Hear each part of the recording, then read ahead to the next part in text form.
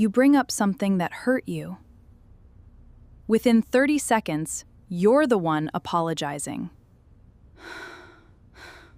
You don't remember how that happened. Neither did you agree to it. The conversation just quietly flipped. And by the end of it, you're the unreasonable one, defending yourself for a conversation you didn't start. This isn't you being bad at arguing. It's not a coincidence either. There's a specific, documented sequence behind conversations that flip like this.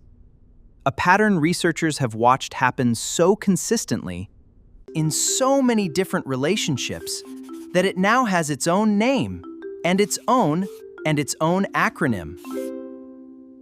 In 1997, psychologist Jennifer Freyd described a pattern she called DARVO: deny, attack, reverse victim and offender.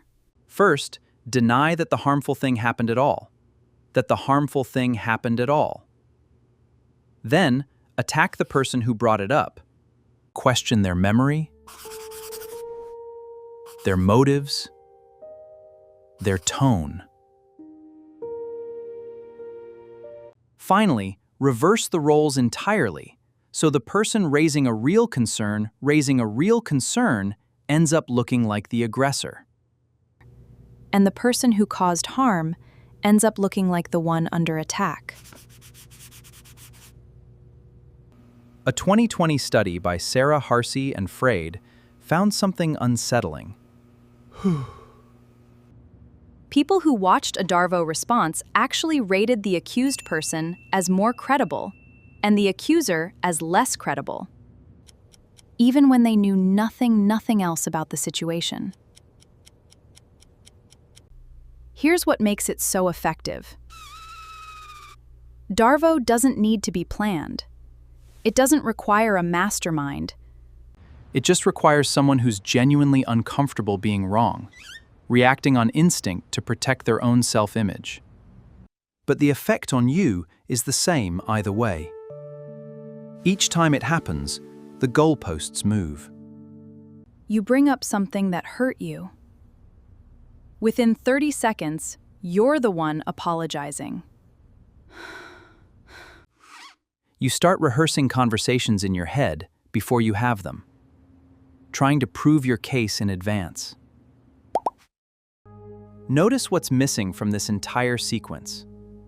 At no point does the original issue actually get addressed.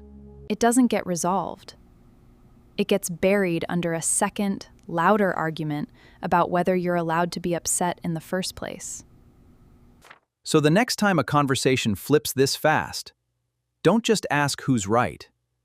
Ask, what happened to the original topic? If it vanished somewhere between you speaking and you apologizing, that disappearance is the actual information. The subject changing that quickly is rarely an accident. Maybe the hardest part is that DARVO works precisely because it makes you doubt the instinct that told you something was wrong in the first place. So the real skill isn't winning the argument.